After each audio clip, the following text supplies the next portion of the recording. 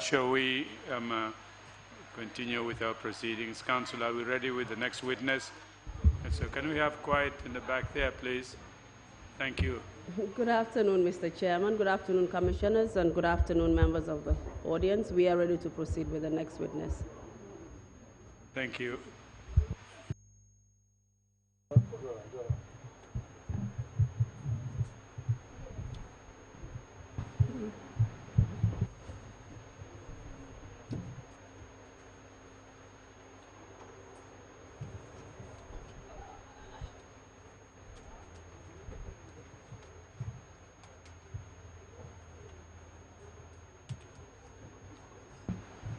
I Dadoba. Ming Dadoba. Awi Ming Dadoba.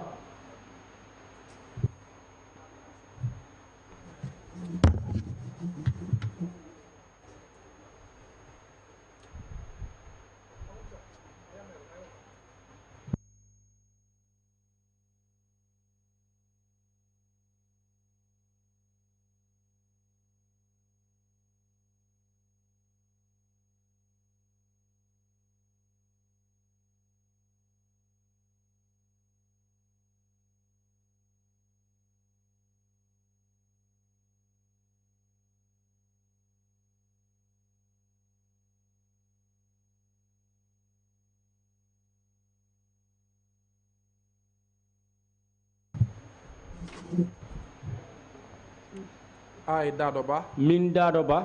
Min Dadoba. Do swear. Mido wato wandema. Mi wato wondema. I'll speak the truth. Mi halay gonga on. Mi halat gonga o. The whole truth. Ko gonga tam mi halata do. Gonga tan mi halata do. And nothing but the truth. Te ala ko mi halata do si wona gonga. Ala ko mi halata do si wona gonga. So help me God. Awayo Allah wallam. Ya Allah wallam. Walla kala juldo.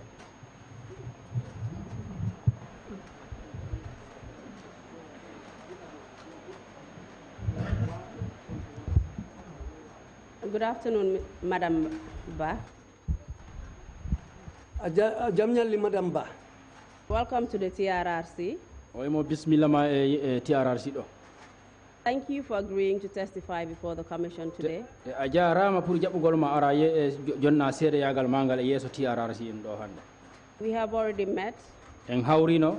And I have already introduced myself as Sagar. Mi hollirino hoore an e ma wondema min ko Sagar mi wiyete. And I will be the counsel leading you on your testimony. Ko min feƴƴata yeso ma pour landagol e jabodiral ngal ko feƴƴata kon hakkunde men enen ɗiɗo. We want you to feel as comfortable as possible this afternoon. Ha joni meɗen faala joɗoɗa tan heƴa nanga hoorema nde o ñalorma ɗo ka seede yagal ma ɗo. So please treat your testimony as a conversation between us. Pardon? Please treat this testimony as a conversation between the two of us. O wi te haala ma kan ɗo ko arta kon haalugol ɗo waɗu tan haala ko andandama nangu tan ko haala wondema ko woni hakkundema e makko ko woni feƴƴude. And because what you have to tell us is important, te ko wonɗa kon arde haalangol ɗo yimɓe ɗo hino heɓi mana ha. We have a few ground rules. Te ɗo ka jonde nden ɗo meɗen jorgui sartaji seeɗa. Here in the Commission, ɗum woni ko jonde nden ɗo yeeso commission on ɗo meɗen jogui sartaji seeɗa ɗi men yarata. To help create an enabling environment. A yiyay ɗum walla e jonde nden ɗo yara no feewiri. For you to deliver your testimony in the best possible way. Pour onon kadi yiyon wawon jonnirde haala mo ngan ko heɓi on gon e dow haala no feewiri. and in a manner that allows the Commission and members of the audience to hear and follow everything you have to tell us. Aye kadi haala mon kon wonire yo jonire haala mon kon e dow laawol ngol andanda wondema commission on be nanay ko haala ton ko harano laabi hara on hebani hay cadele seeda. So please draw the microphone in front of you, close to you. O wi joni ha joni aw himotoro ma wondema ɗum woni microphone o ɗum woni haalirgal wongal yeeso ma ngal pooɗa ngal yeeso ma seeɗa ngal ara e mon, so that we can hear you loudly and clearly. Aye wondema men nanay ko haala ton kon harano laaɓi kadi. And kindly direct your responses to me or the Te commissioners. siɗa so landi kam kadi siɗa jaabomo ya fewti e makko kañuma e commission on. And I would advise you just to speak slowly, Te omo yamirama kadi siɗa haalude kadi a waɗa e seese kadi pour haala ma kan ayye haray suka sa haali haray wawete nantindede kadi. so that the interpreters can interpret easily. Ayye nantindoɓe wonɓe ɓaawama jooɗiɓe ɓaawama ga ɓen kadi ɓe wawa e nantinde no fotiri noon. And so that we can all follow your testimony properly. Ayye wondema fof no wawi jentade haala mon kan ɗum woni seedeyagal ma ngal warɗa arde jonnugol ɗo ngal min nanay ngal haranogol laaɓi. This afternoon, your testimony will focus on e ñalorma ɗo seedeyagal ma ngal arta haaluɗo ngol ɗo ngal fewta e bandal ɗum woni ko arde haalugol ɗo kon. the day you were captured from the village of Sintet ñalande ɗe ɓe nanguno on ɗum woni saara wiyetede Sintete. in 2009 ɗum woni hitande nde tubakore wiyata 2009 and taken to Kanilai village. ɓe naɓuma saara wiyetede Kanillay. We would like to hear from you. E dow ɗum min faalete pour min nanama ko heɓuma kon ton gila naɓa ɗon ton What happened to you ko heɓuma kon ton after you were captured bilandema ɓe nangi on and taken to ɓe Kanilai, naɓi on Kanillay. as well as any human rights violations you may have suffered. kala ko andandama wondema ko gueɗal bani adama ko andandama wondema ko Allah o yeeɗi ɗum koɓe bonni kon e ma ton min faalete nande ɗum ɗon kadi.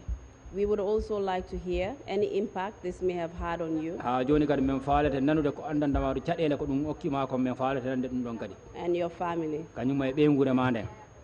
I hope this is all understood. o sikki wondema ɗe ko haali ɗo ko nde on faami ko haali kon ɗo fof. Are you ready to proceed? Ndahi ɗon pare pour fuɗɗagol kontingol haala mon kan e seedeyaji mon ɗi joni a parina ko onon wona haaldede nene nda on pari on nani ko haali kon fof. mi pari. yes, I am ready.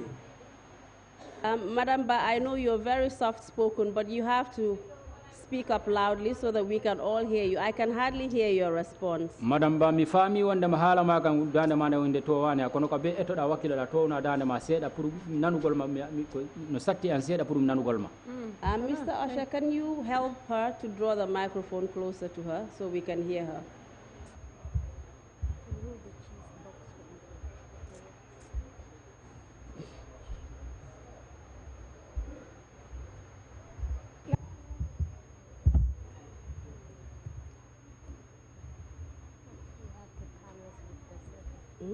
Yeah, she's very soft.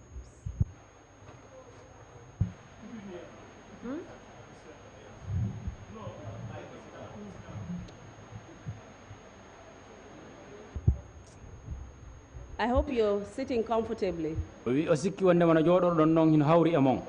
Yawri ya. Yes. I'm sitting fine. What are your full names? honno wiyete ɗon. Min ko Dado Ba. My name is Dado Ba. And when and where were you born? ko honde tuma jibina ɗon honto kadi jibina ɗon. Minen ko ɗum min jiya Kasama min jibina. I was born in Casamas. And can you tell us what dates you were born in Casamas? ndahi ɗo wawi mandidade ko ñalande honde tuma jibina ɗon. Wala mi wawa mandirade de. No, I cannot recall that day because I am not literate. Do you have an idea about your age? ndahi ɗon heeɓi iɗon jogui miijo ngon iɗon heeɓi ande miijo e hakkille mon ko honde tuma jibina ɗon. Mi wawa andude ɗum. I cannot recall that too. And would you say you were about 60 years? Because that's what you've told me before during our interviews. nda on wiye wondema duuɓi ɗi heɓuɗon ɗo yaha hay duuɓi capanɗe jeegom saabu ko ɗum haalanɗon lam ido. Duuɓi capanɗe jeegom. Yes, I am about 60 years old. And how long have you lived in Sintet? bilandema hoɗuɗon Sintete ɗum heeɓi wattuji e duuɓi jaɗu. Duuɓi kewɗi ɓayri ko garatmi ko Sintete tamino heeɓi duuɓi nogas. So many years because when I was come to Sintet, I was already 20 years old. Ila on tuma mino Sintete. From that day on, I have been resident at Sintet. And are you married and do you have any kids? nda hiɗon kon suddijo eɗon ƴetta dewgal ndahi siɗon ƴetta tan heeɓi ɓiɓɓe. eyi Yes. How many children do you have? ɓiɓɓe jelo heɓuɗon. ɓiɓɓe joo I have 5 children. What is your occupation? Nini ko honɗum woni golle mon ɗen. ɗiɗi ko woni golle am ɗe Uh-huh. yaadu paraji Rice cultivation is my occupation. And are you currently engaged in that occupation? Nini ndahi ɗon iɗon jokkiɗen golle. eyi Nini iɗon jokkiɗen golle e hogol paraji. min jokkunode kono gila min naɓami kanilla ya ɗenƴiri mi kemmi hay bulot mi wawani liggade Yes, that was my occupation before going to Kanilai. But from the day I came from Kanilai, I am not myself. I cannot go to the rice fields anymore. And do you recall the dates that the witch hunters came to Sintet and captured you? Ndahi ɗo wawi manitade ñalande nde ɓe raddoɓe jokkoɓe ñanneɓe ɓen arno ka saare mo saare nde wiyetede Sintet. Ndahi ɗo wawi manitade ñalande nde. mi nani ɓe ɓeɗo jangtoɓe mbiyo koye teneng ɓe garno What I heard people saying here, they said it was on a Monday. And do you actually recall the day yourself? Onon tigi tigi ɗo wawi manitade ko honde ɗuma ɓe ari kamon. waktu omo Onon tigi ɗo wawi manitade ko ñalande honde ɗuma ɓe ari kamon. ko teneng ɓe ari gami They came there on a Monday. And do you recall the year? Ndam hitande nden kadi ɗo wawi manitade hitande nden. voilà mi anda hitande de No, I don't know the year. We have received evidence to suggest that it happened in 2009. min heeɓi ɗo ha seedeyaji e junngo woɓɓe ɓe wi wondema ɓe sikkite wondema ko hitande wiyetede 2009 koye nden hitande ɗo ɓe arino toon. ɗi wawi andi mi anda hitande Yes, it's possible because me, I cannot recall the year. I don't even know which year it was. And on that day, did you hear anything unusual when you woke up in the morning? nden ñalande nda on nani goɗɗum ko andandama wondema na ko wowɗon nanude gilandema immi ɗon. hani gila min jibinami meeɗam nan No, since I was born, I've never had anything like it. And can you tell us what you heard that morning? ndahi ɗo wawi haalande yimɓe ko honɗum nanuɗo ñeññande bimbi.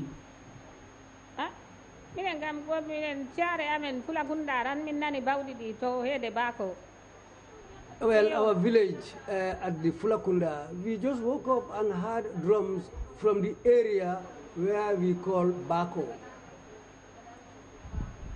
And can you tell us what those drums sounded like?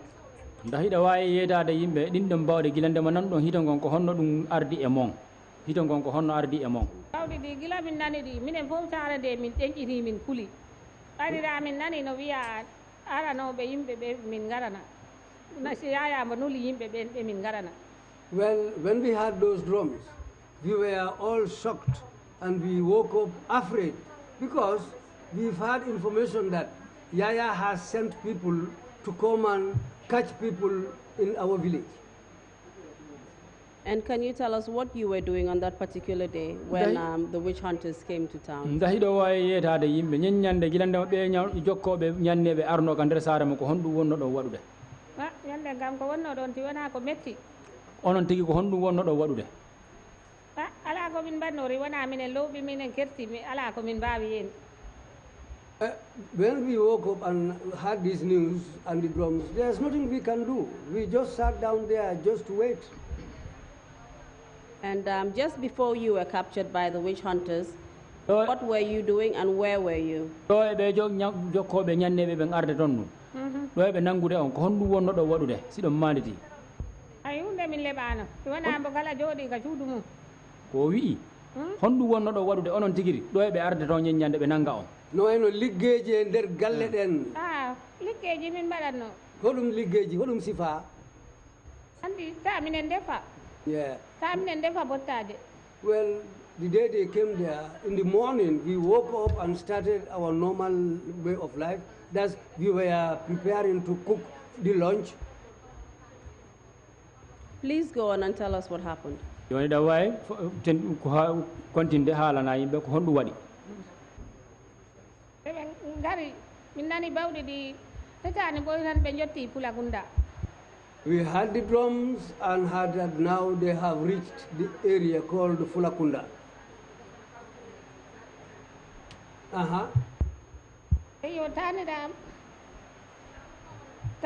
o ramo yano jangidu be palo yimi dum bi mi wara wi be o denjiro palo yimi dum ni jeptumi suka yani do jeptumi do suka pulla fura mbo mi reggini.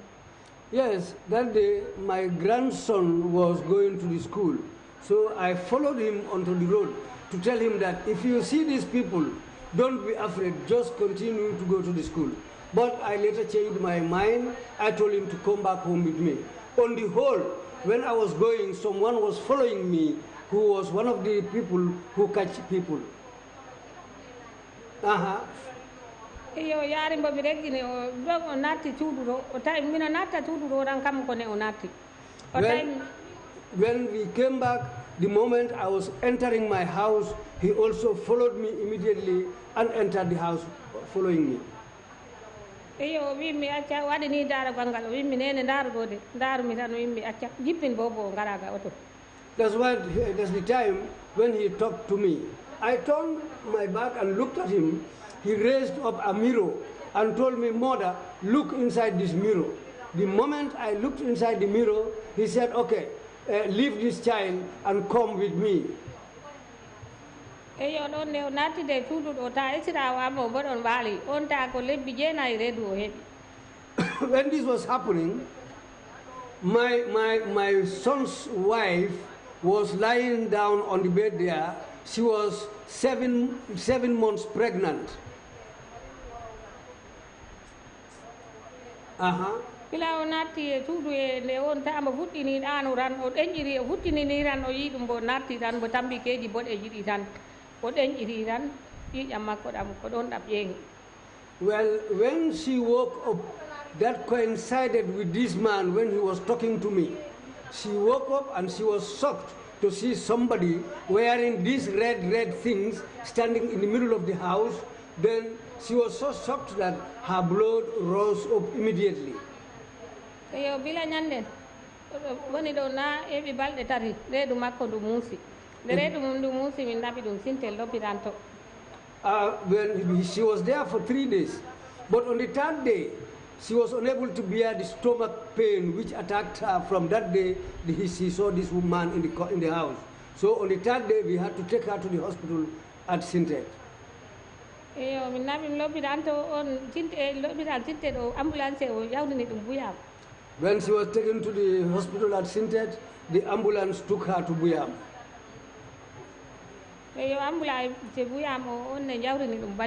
That was the time when they decided to refer her and she was taken to Banjul.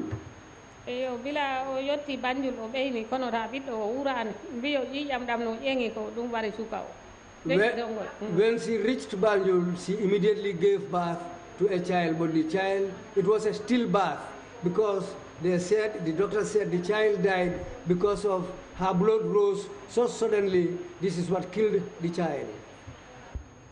Thank you, Madam Ba. I would just like to ask you some questions. And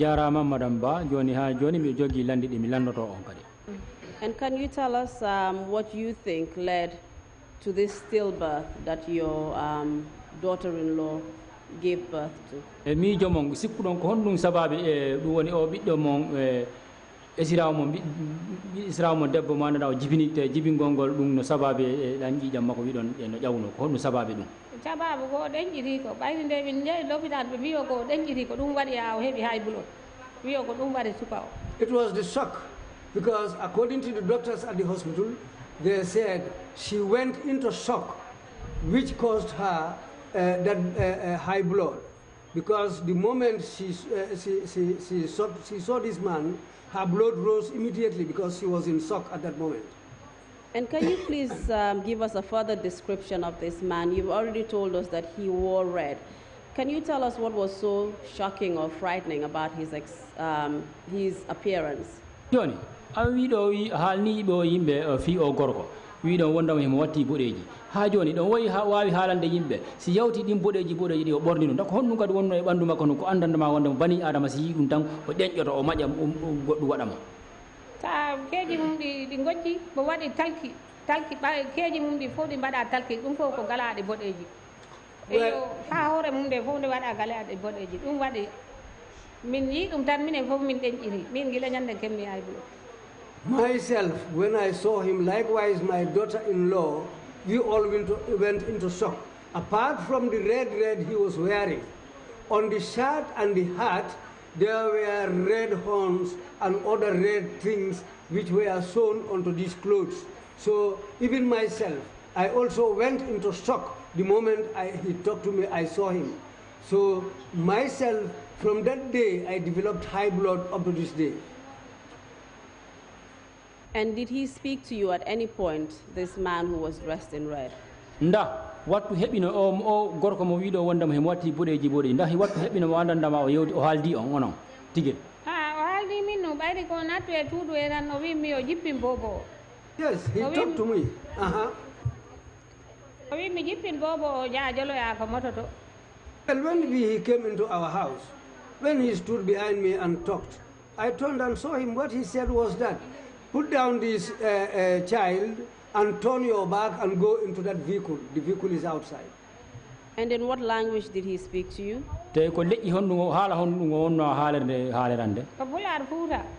Yes, he talked to me in the Futa Fula language. Did he appear to be from the Gambia? Nda endo gandal mo dartini do mo gila yiwdom mo sikkudo ngo ko fullo gambi do nda ko fullo honto ala ko wona fullo gambi de ko fullo gine ko fulbe futa. No, he is not from the Gambia Fula tribe. He is a Fula who came from Guinea, the Futas who live in Guinea, the Fula Futas who live in Guinea. And apart from your daughter-in-law who was at the house on that day, who was shocked by the appearance of this man, yourself and your grandson, whom you have just explained, were there any other people who were present at your house? Si feƴƴi on woni esirawo mon debbo mo wiɗon wondema o giraw yiɓe yimɓe tan e o ɗeñƴino o maƴi kañum e tanirawo mon gorko wonno ɗum tanirawo mon o wonno ɗon ton o kañum e onon feƴƴi onon ɗo ko hombo kode wonno kata to suudu taniraɓe am goɓɓeraɓe ɗon tuudu ɗo yo ɓiɗɗo am gorko o ta onne mo tuudu ɗo. Well, I have other grandchildren who were also in the house at the time. And even one of my sons was also in the house at the moment.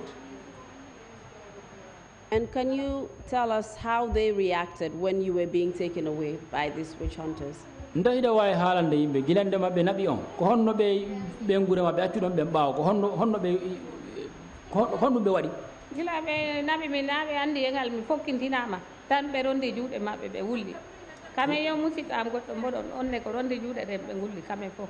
The moment the man prepared to take me away, my children, my son and the grandchildren all put their hands on their heads and started wailing. Even there was a stranger in the house who came to visit us. That stranger also started crying. And do you know why they reacted in this way? ndahiɗon ande ko honɗum sababu handa ɓe waɗini ha ɓe wulla ko ɓe andano ko naɓirtemi ɓayde ɓe andanda komi waroyde nda komi lippoyde nda ko onon mbaɗetemi ɗum waɗi ɓe ngulli. Well, the reason for them to cry was that it is strange to them. They don't know what was going to happen to me, whether they were going to kill me or they are going to beat me or whatever they are going to do to me. That's what made them cry. And did this man in red tell you where he was going to take you to at this point? o gorko wattinoɗo boɗeji o nda o yeetino on honto o wonno on naɓude ani ɓe haalanani min mi andano to min jahata. No, he didn't tell us where we were going, and I didn't know where we were going. Can you tell us if he was with any other people? ndahiɗo wawi yimɓe haalande nda himo wonduno e yimɓe woɓɓe kanko boɗeji o kamba wondi e girin en mo wondi e soldaroɓe mo wondi e yimɓe woɓɓe hewɓe lappol gumol yimɓe ɓe ɓuuri yimɓe 15 natuno ko galle amen ɗo. He was going with other people. In fact, there were more than 15 people who he came with into my compound. There were green boys, and there were soldiers also, and there were other people who came with this man into the compound. And apart from the green boys as well as the military, can you tell us who else was with him? si feƴƴi ɗum woni wattiɓe haakoji ɗen kañum e miniti soldaruɓe ɓen ndahiɗo wawi yetade yimɓe ko hombo kadi tawano e bokkuno e maɓɓe soldaroɓe ɗambiɓe ɓe girin jiɗi ɓe tambi peel oyeɗa mbo tambi peel oyeɗa mbo tambi sombe oyeɗa o mbo tambi pikas. Well, the green boys, dari damgal amen ɗo. Some of them were having pickaxes, some of them were holding spades, some of them were holding instruments what they used to dig holes, and they all came and stood at the door. Did you recognize anyone else, perhaps from your village? Nda wodi mo ande dudon ton wi gol wonde ma o de ka sare mon don iwi. Ani yimbe jare amen be ngalano en kayen arbe be tan gonno. No, none of our villagers came in with them. Villagers came in with them. It was only this group who were strangers who came into the compound. And who was the alcalo at that time? Hommo no jar ka sare on jaman on wattu. Sarjan Tamba. Hono? Sarjan Tamba. The alcalo was called Sarzan Tamba. And do you know whether or not they had the approval of the alcalo? Nda e do faamu nda hidon faami wonde mo nda be hebuno yamirore do e yamurore jarga on do e be wadde dum ganda naado ka sare don be wada de bade. Ah, be bani yamirore kamen kan ko be nattu tan be mbadi ko be mbeli dumen ko yaya wi dumen ko be mbadi dum be mbadi. No, they didn't inform the alkali. What they did was just to come into the village and do what they want to do, because it was Yaya who instructed them to do whatever they want to do. And can you tell us where you got this information from, that Yaya Jammeh was the one who sent these people to come to your village and capture you and others? Nda hido wayi yetade yimbe ko honto hebudon o kibar wondema ko Yaya Jammeh nuli be yimbe don yobe arbe nanga yimbe men sare don kanyum may onon tigi hoore mo be naba ko do honto hebudon o kibar. Ah, ta min nani no dum boyno min nanno wiya Yaya mo nula yimbe aro be nangu yimbe sare be tinted mo nula yimbe tinted be be ngadana tinted nabe. We had the information before, prior to their coming, because we had the information that we had before their arrival was that Yaya has sent people who will come into Sintet, and some people will be captured and taken away. And by Yaya, who are you referring to? Si on wi Yaya ko hombo woni on Yaya. Yaya lamino do Yaya Jammeh. I'm referring to the former ruler of this country, Yaya Jammeh. And I just wanted to know from what source you got this information. Was it from the villagers? Was it from a particular person? Or was it just rumor? Ifala andude ko hombo hebudon o kibar wi gol wonde ma Yaya no labe nda ko ngunu dandani do yimbe no hala ngunu rati ni tan dakko hombo ko neddo mo anda ko kasara tan o jeya ko non nanir do dum ko mo fala andude ko hombo nanir do dum koy gajare ramin nani dum ta yimbe be andi hunde ri pari wal ko be lebat dum joni rabe ngajo nan mi be biya yo Yaya wi ambo kay pari addu yimbe yanda no be ngardata de kono be ngarat. I heard it from other villagers, because when something is about to happen, if somebody gets the news outside, he will come into the village and inform people, and people will start talking about it. This is how I had this information from people who were talking about it in the village before it happened. And did it appear that these men, the man who was dressed in red as well as the men dressed in green and the military officials were all working together? Nda ndor ndarti ndagol mon onon tigire hoore mon be wattinobe bodeji din kanyum e bordinobe green din woni haakoji din kanyum e militaire soldat rube be nda e dor gandal mon o faamuno wonde mabbe fo ko golle goto be bokkina Kamen fo ngardi kamen du ko golle goto be liggoro. Yes, they were all together. They were doing the same job. Did they have anyone leading them? Nda be wodi wonno de yesojo be jogino yesojo fejjudo yeso mabbe hollirobe ko ni warata on yiuno dum Nanani de. nda on yiuno to wonde ma hibe jogi to yesojo Ah yeso be wiya solo bojang wonno yeso muyen kono min en on yottaake galle amen de ko Allah.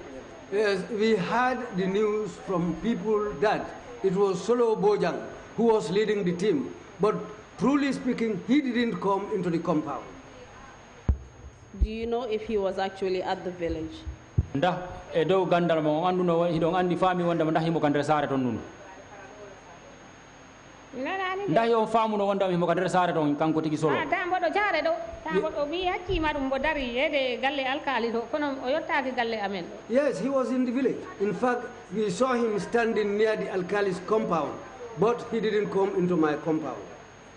And you have already mentioned that you were being led away to a vehicle that was parked nearby by this group of people who captured you.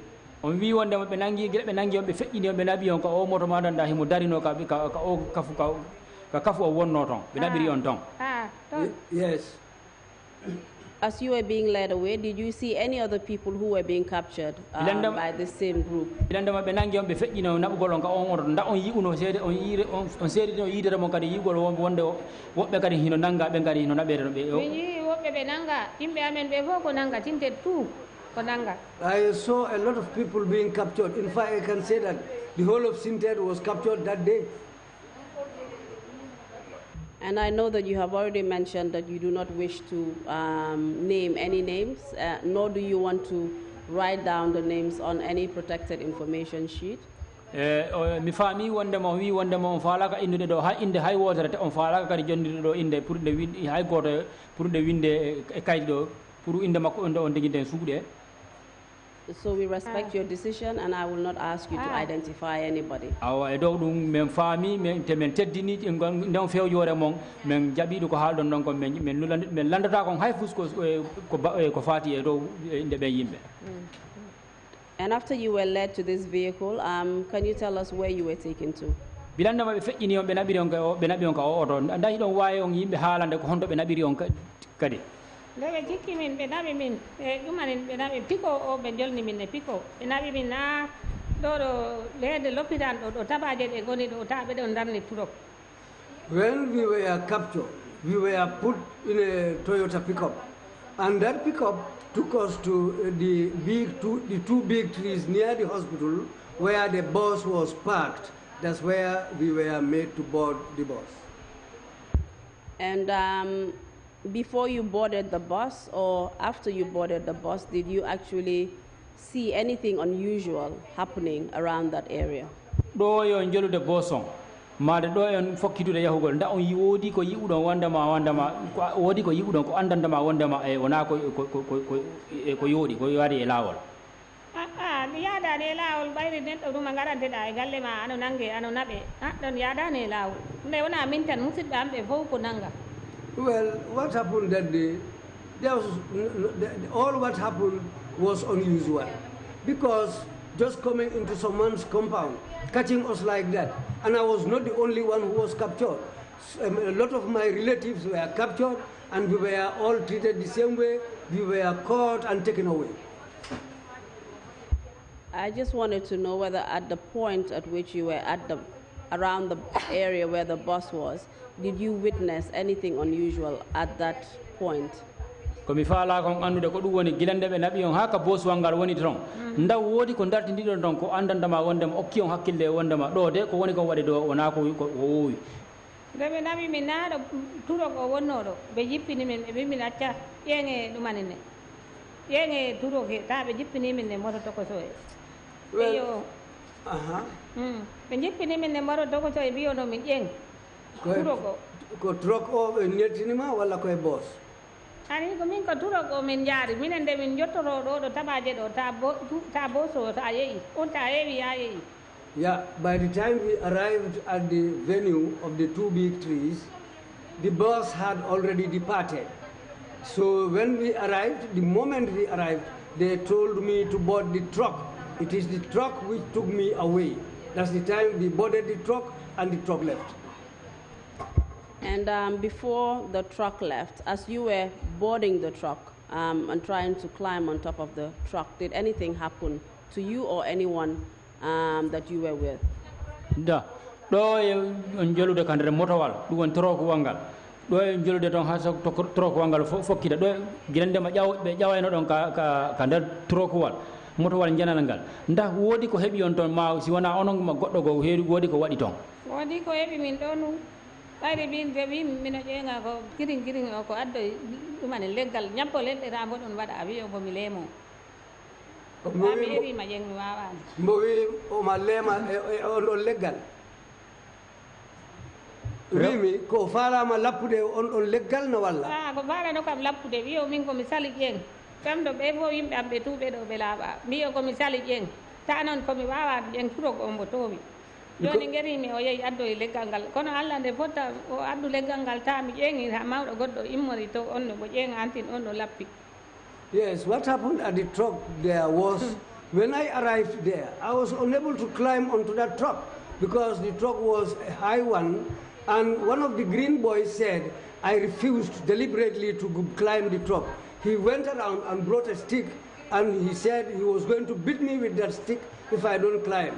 But fortunately for me, by the time he arrived, I tried, and until I climbed, then there was one old man who was following me after me. Then he decided to beat that old man with the stick. And when you got on top of the truck, who did you see on the truck, and how many, if you can remember? Ilanda eti don ha jaw don kan der moto wal ko hombo yi udon kan der moto don mo andi tu don stay no don I saw people from Flakunda, a lot of them, and I saw people from Busongai who were also on board the truck. And can you tell us where Fulakunda is and the other village that you mentioned? Ndahi don wa yeta de yimbe Fulakunda ko hondo woni Fulakunda kanyum e sarande haal don do nden kadi minen ko tintet Fulakunda minen min goni te darima Fulakunda anolara galle o doni baaw amen doni ton wiite Busonga. We are from Sintet Fulakunda, but if you stand at Sintet Fulakunda and look around, you'll see a small hamlet nearby. That's the area, that's the place they call Busongai. Some of the captured victims were caught from that hamlet. And were there any others that were captured from any other areas apart from these? feƴƴi ɓeɗo ɓe haal ɗon ɗo ɓe ndaw woodi nannganoɓe kadi sengo dulaji goo sengo si feƴƴi ɓeɗo ɓe haal ɗon ɗo ɓe ndaw woodi nannganoɓe kadi dula goo dulaje fof sare nde tout dulaje fula gunda tabambu bako ko kala ɓe nanngani annduta ala e sare mata ɓe jiyanima. They caught people from Fulakunda, Busongai, Kabombu, and Bako. All these villages were all visited, and these people were capturing people from all these villages who were brought to the vehicles. And can you tell me whether there were any people that were absent from the village, and what was the reason for their absence? Ndahi ɗo wawi ɗon haalande nda woodi yimɓe ɓe andandama wondema ɓe tawanoka ɓe alanoka ka saare toon so tawi woni no toon kadi ko homɓe wonnoɓe yimɓe ɓe andana ɓe alanoka nder saare toon ɓe alanoɗo e saare ɓen ko donnoɓe woɓɓe ɓen ko ɓe gimmono e saare ɓe dogi ɓe jeeyi ɓe punti saare nde ta kamen tini kulle ɓe ɓe gara ɓe punti saare nde ɓe jeeyi kasama minen noon min tinani minen ɓe tawi saare ɗo bere ɓe tawno ɗon ɓe tout ko ɓe naɓɓumen. Well, what happened was that there were people in the village who heard about this earlier than us. So those people decided to run and cross the border and go into Casamas. They were not captured because they left the village early. So those of us who heard the news late, we were the ones who remained in the village, and we were the ones who were captured. And can you tell us which particular people these were that had heard this rumor earlier and had the opportunity to escape, leaving you behind?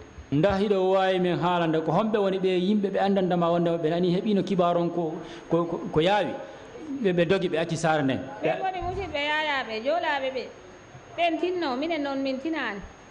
These were the people who come from the same tribe with Yaya. They are the Jola. When they heard this, they all ran away and left us in the villages.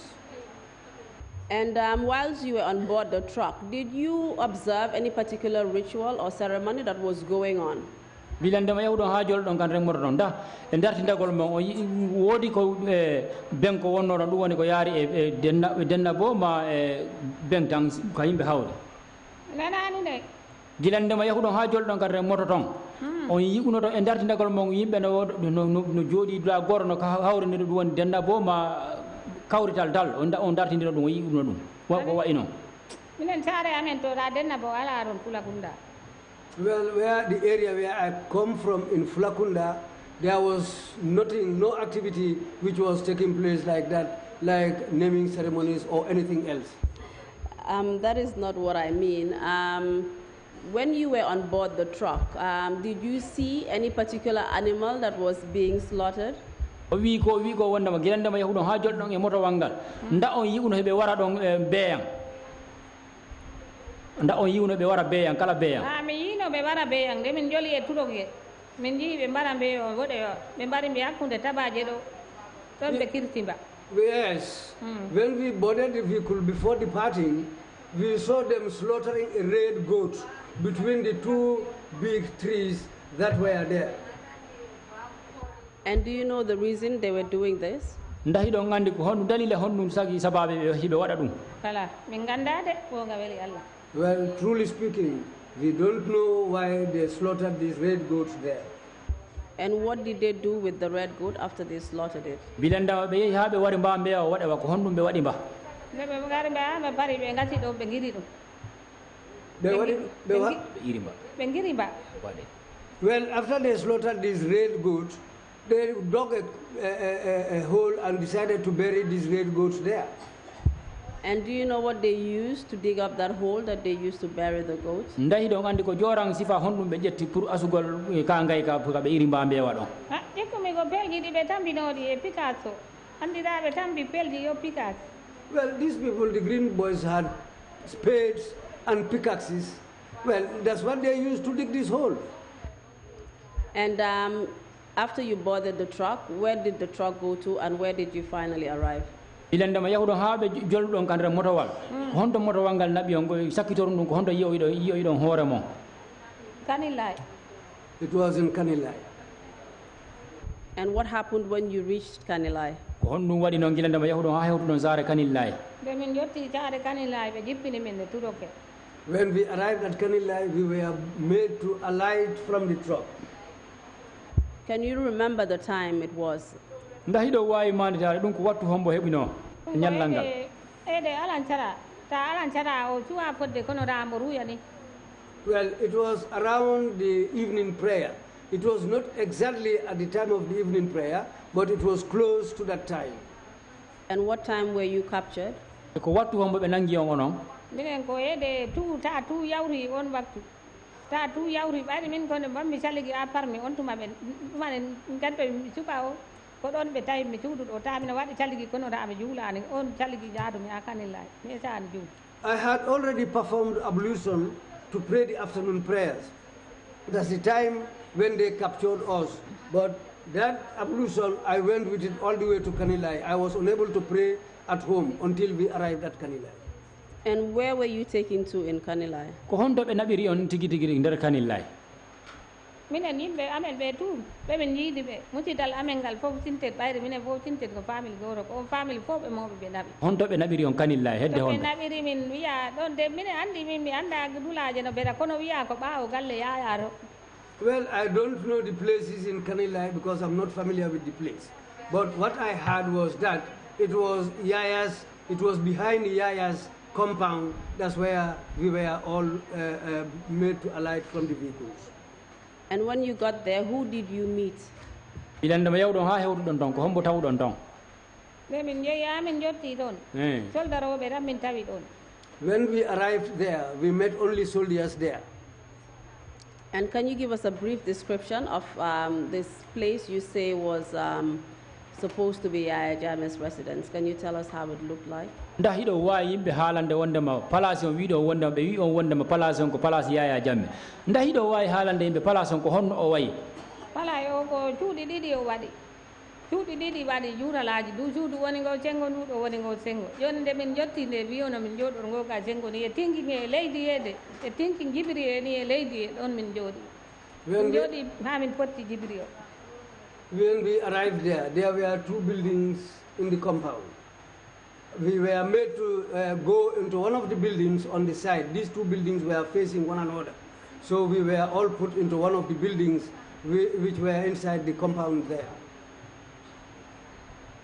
And apart from the buildings, did you observe anything else about this place? si feƴƴi ɗiɗo cuuɗi ɗiɗi ɗi wiɗon wondema heɗi don hiɗi fewtodiri ndaw wodi ko dartindi ɗon kadi ko woni ton ko ani minen kam min dartindaki ɓe wona cuuɗi ɗi nde min dartindima ɗe nde min jotti on tuma ɓe gaddani min booliji ñam min mbiyono min ñaam. Well, I didn't look at the place properly apart from seeing these two buildings. But when we arrived, immediately they brought some food for us and said, let us eat. And did you see a pool of water in this place? nda gila ndema naatuɗon ka nder galle toon ka yiɗaɓa ton toon ko ɓeyi toon ko place Yaya Jammeh on yiɓuto toon ko ɓeyata kon puul ko ɗum woni gaygi molanaki koɓe asata kon hara ko ndiyan jooɗi nder toon yimɓe looto toon ni nda on yiɓuno ko wayi wonno ɗum ha ko gaygi ɗon ɓe ñeɗata mo yarna yimɓe. Yes, there was a pool of water somewhere around there. the area where we were made to drink. And did you observe anything that was in that pool of water? nda e ngi ngay gi ndiyam ko ngi wonno wiide non nda on yi'uno ton ko woni e ndir ngay gi nde no gonnoron. Well, we saw crocodiles inside that pool of water. And did you eat after you were being given the food to eat? bilendema be jonni nyiri ndi yo nyaamu nda on nyaamu no onon tigide hoore mo mi ñamno teeɗa tan ñammi ta mino huli mi cuutani ñaam. Well, I ate a little bit of the food, but I was still in fear. This is why I cannot eat to fill my stomach. So what did you eat? What did you have? ko honɗum ñaamu ɗon ko honɗum heɓuɗon ton ko ñammi ɗumanin maafe gerte waɗaade teew. Well, the type of food they brought us was groundnut stew with meat. And what happened after you all ate? ko honɗum heɓi yo gilandema onon fof ñaamu ɗon ha pari nde min ñaami ha min pari yengal min ɓe mbi ono min gimmo ngo a tengo ga e mbiyo ko ga e ngo ga e cuuɗu ndu ga yarnete no min jaaru toon hengal ɓe gitti min ga e o ɓe naɓi min ngo ga e sengo ni. After having the food, we were told to leave the place where we were made to sit down and go to the other house on the other side of the compound, because that's the area where we were going to drink the medicine. Please go on and tell us what happened. e wawi continde haalana yimɓe ko heɓi yon kon ton joni nde min ɗumani ni nde min gimmi ɗon min cotti ngo ga sengo cuuɗu on tuma woni koɓe puɗɗi ko jarnugol yimɓe ngol. When we left the other house and came to the other side, that's the time when they started taking us and giving us the medicine to drink. Please go ahead. oyi continua joni ɓe puɗɗi jarnugol yimɓe ngol ɓe nattina neɗɗo goto goto ɓe nattina nder to kala mo ɓe nattini te ɓe jarni ɗum lekkiki ɓe looti ɗum te on yirlama tan ɓe nanga ɗum ɗo ni ɗo ha ɗo ɗumanin ɗo dammugal ɗo tan ɓe mbamƴa ɗum tan on hirɓoyo. Well, after drinking this medicine, when coming out, sometimes someone will catch your hand to guide you and help you to walk until when you leave that area and go under the veranda. Sometimes when some people arrive under the veranda, when the man leaves your hand, they will fall down. And can you tell me whether you were given the concoction to drink?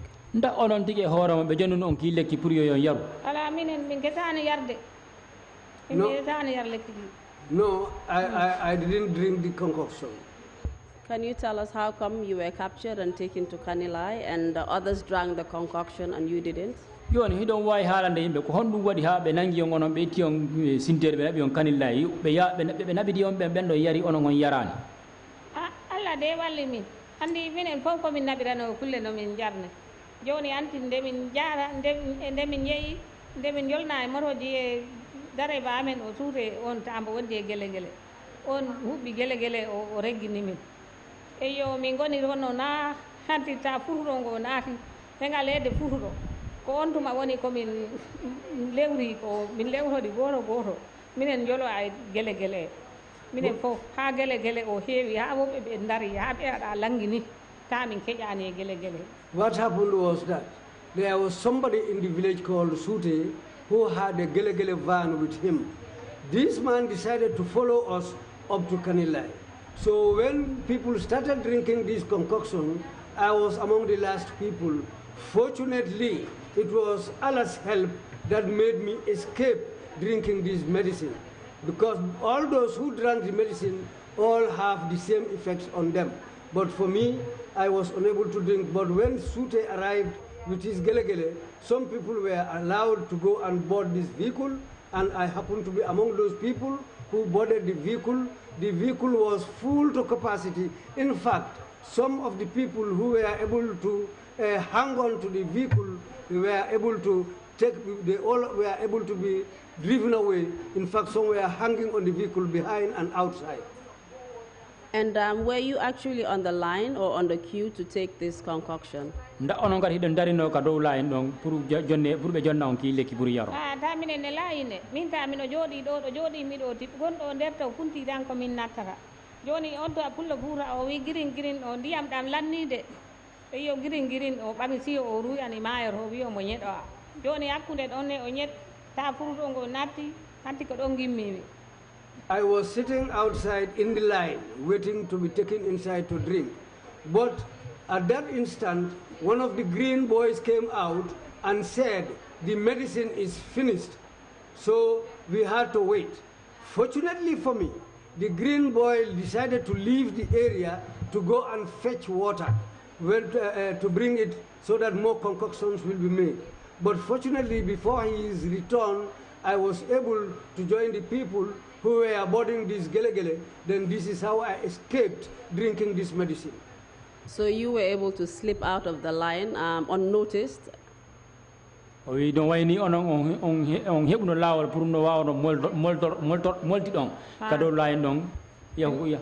Bao no moi ra de ran min jei bai de ra puru rongo nip ini engal dung ba de min bai moi ro min jei mino ya mino daru mino ya ribe bi kam hey ilto tibe leb ani an mi ya antin ya mi an jotta ni mi moro oran jol.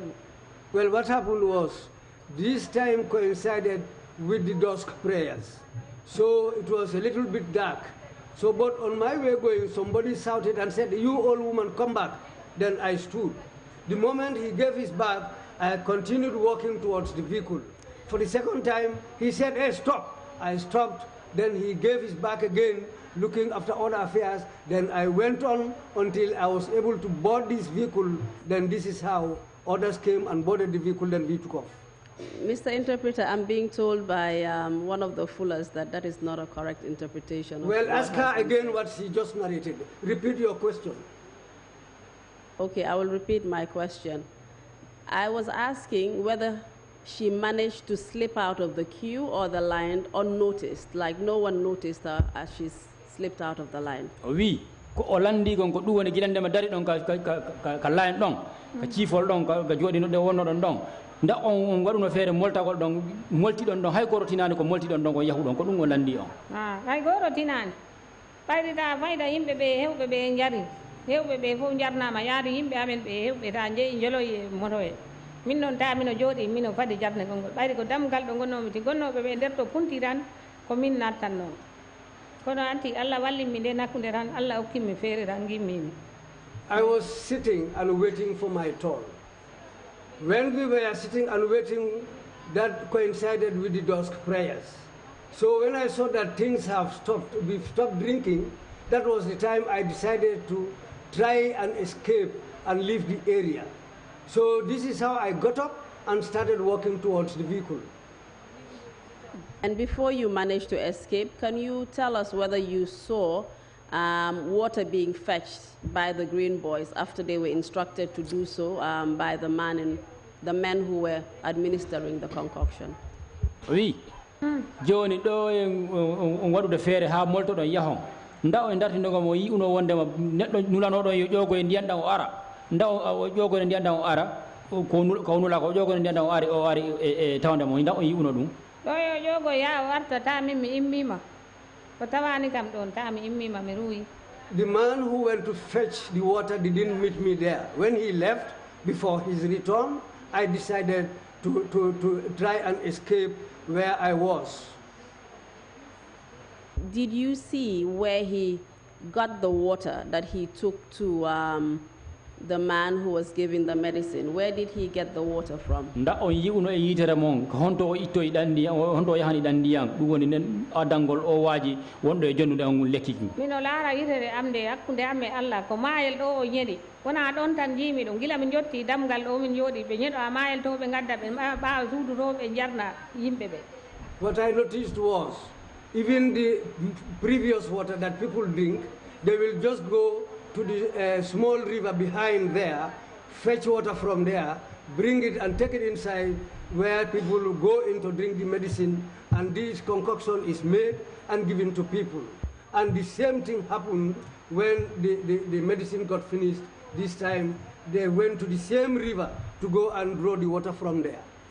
And this river that you are referring to, is this the river where you said you saw crocodiles in it?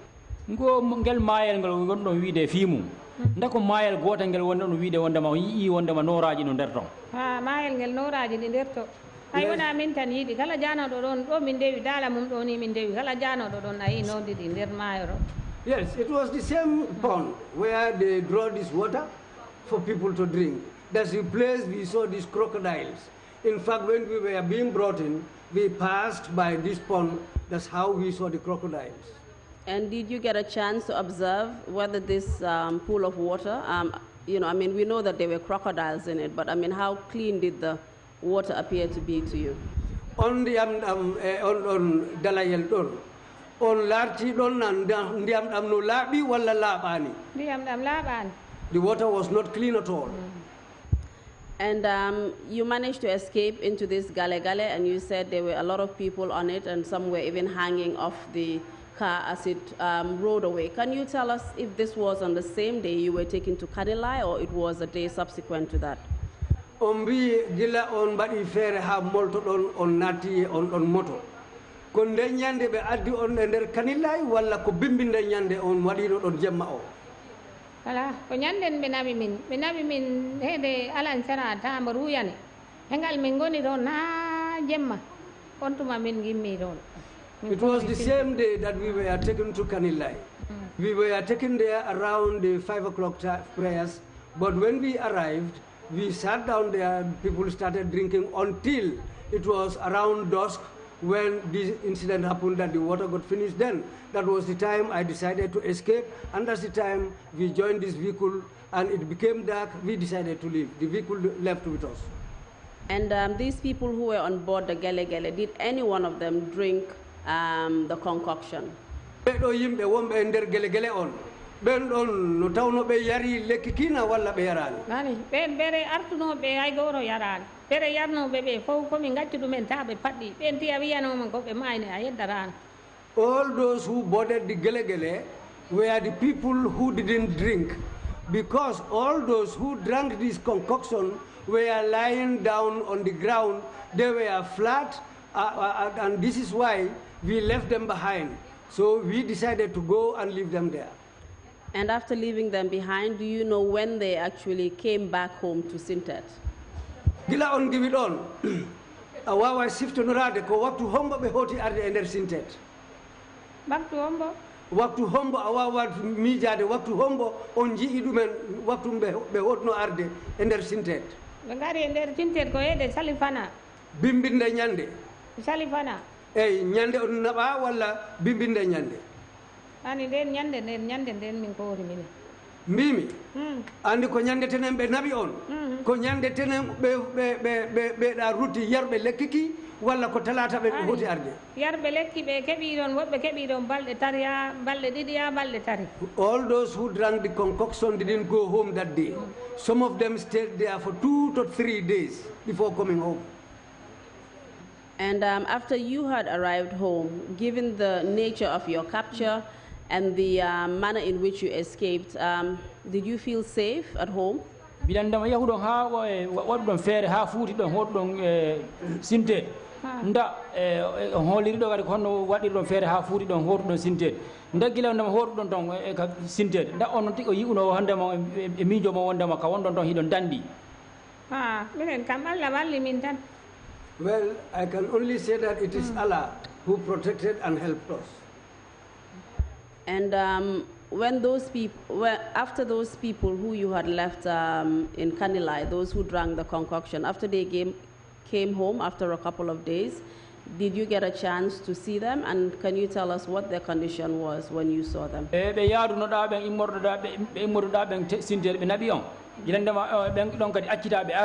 Nda hebuno wattu yahugol yaha darti ndarabe ndara ko honno be woniri cellal mabbe ko honno woniri wari ndinobe be artu yamnanobe be nde be garti be fof ko mi laarayno dumen dari da no gaccirnomi dumen ni Kanilai taade mi muusi.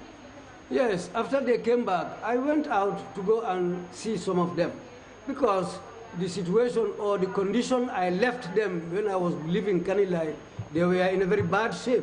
So this is why I decided to go back when they return so that I can know their condition.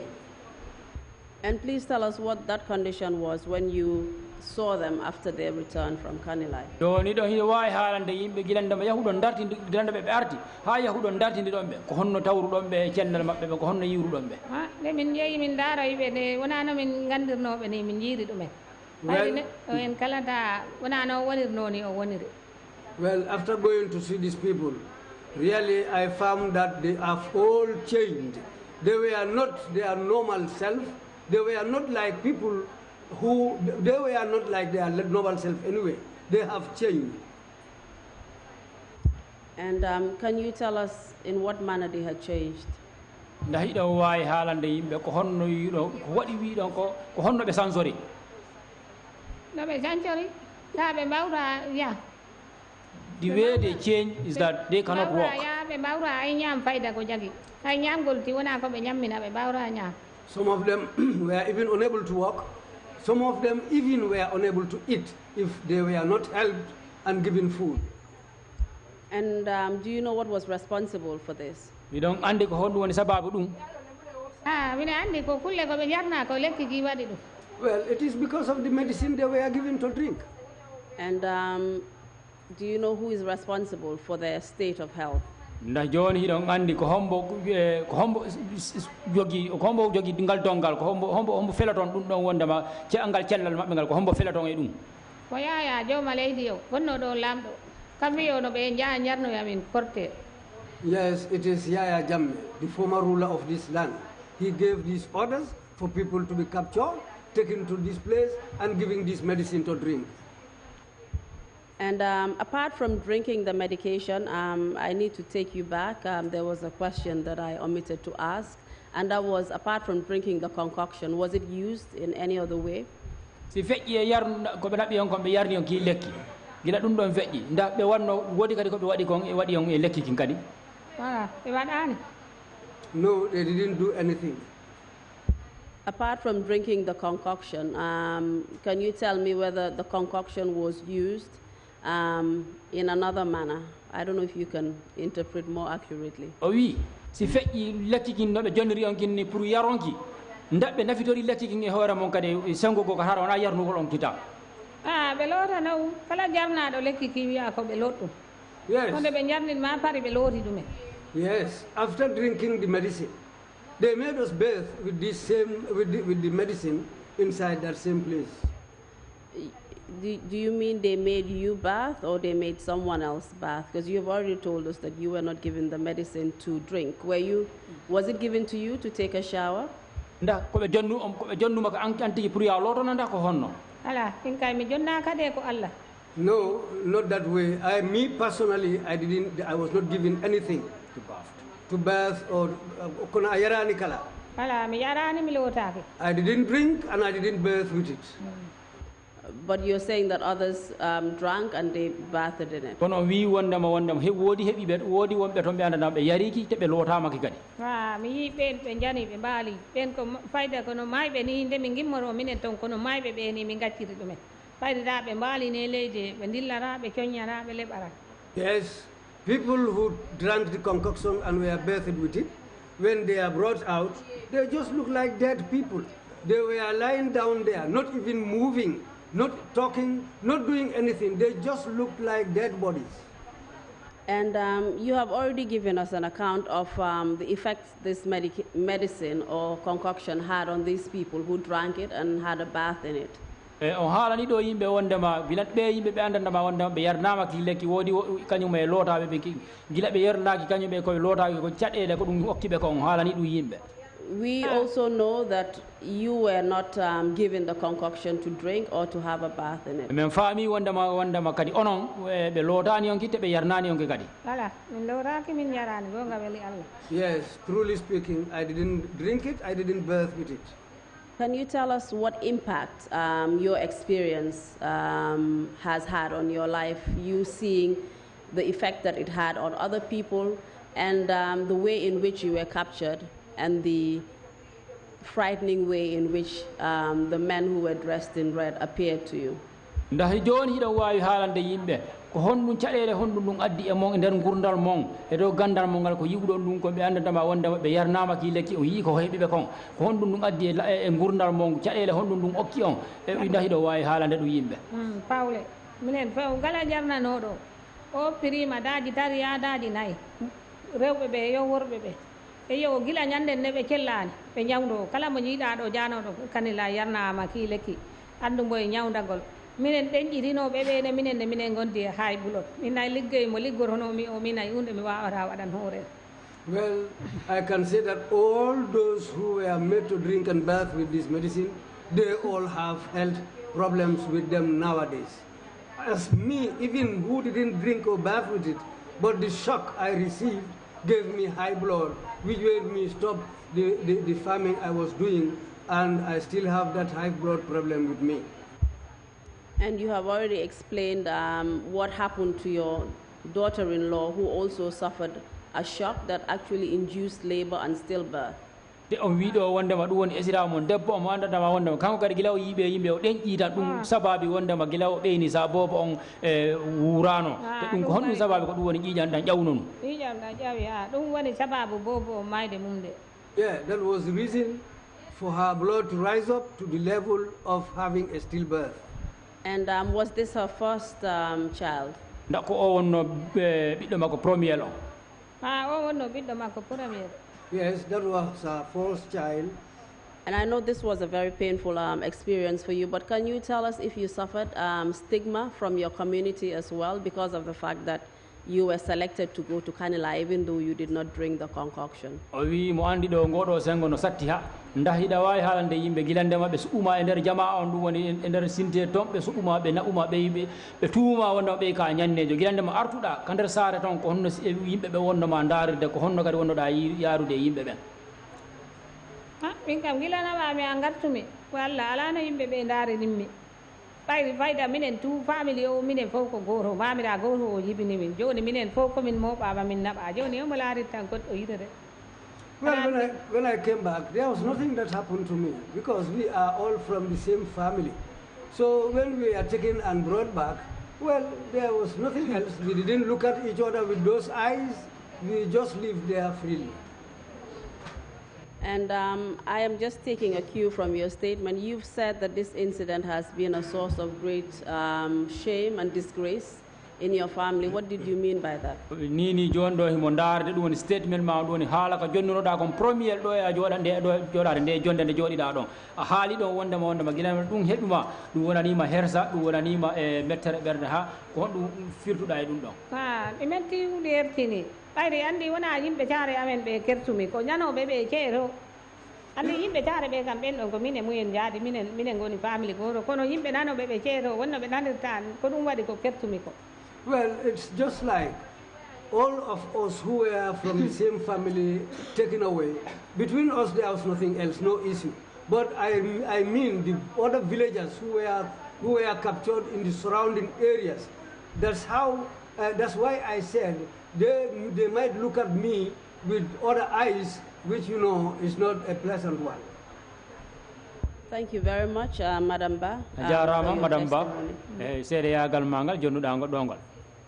We have come to the end. I will now hand you over to the commissioners. Nini joni men hewti wattu ka andandama haala ma kan ko ɗo haɗɗata kono mi jonna e haalata kan ɗum woni commission naɓe ɓe jooɗi ɓe jungo ma nano ɗon. They may ask you some questions and then give you an opportunity to say anything you wish to. ino wawi ɓe heɓat ko ɓe landotoma goto kala e maɓɓe si ɓe landiguima ha paari kadi ɓe ara ɓe jonnitama haala kam pour an kadi haala ko honɗum uddirta haala ma kam.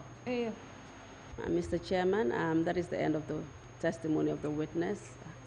I hand her over to you. Jarama Council. Sorry, thank you very much, Council. Jarama Dadoba. Kiaman wi Jarama Council, Jarama Ankari Dadoba.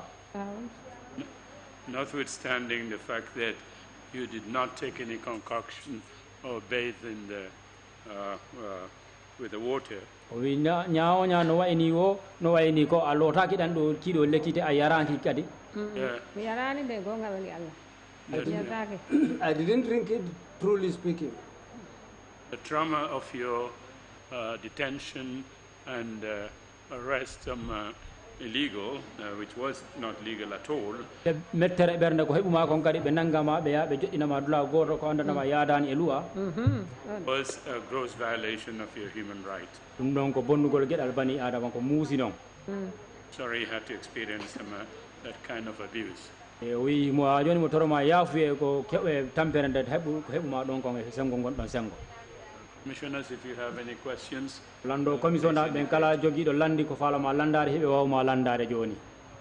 If not, Madam Ba, if you have any final remarks to make, please proceed to do so ni now. joni o wi bawo be yibe alaka be landoma sengo kanko commission abe makko be joni haala kan rutinama e ma kam woni Madam Ba joni si jogi ko ankadi ko haalata udda haala ma kan ida wawi haalde joni kam jona min on duwano liggey mon moƴƴo mbo liggoto ɗon noon gila ñane min naɓa ɗo ha han ala mo jooɗi lamdi min ko ɗum mbaɗa ɗon ko ɗum mbiya ɗon No, fat seda.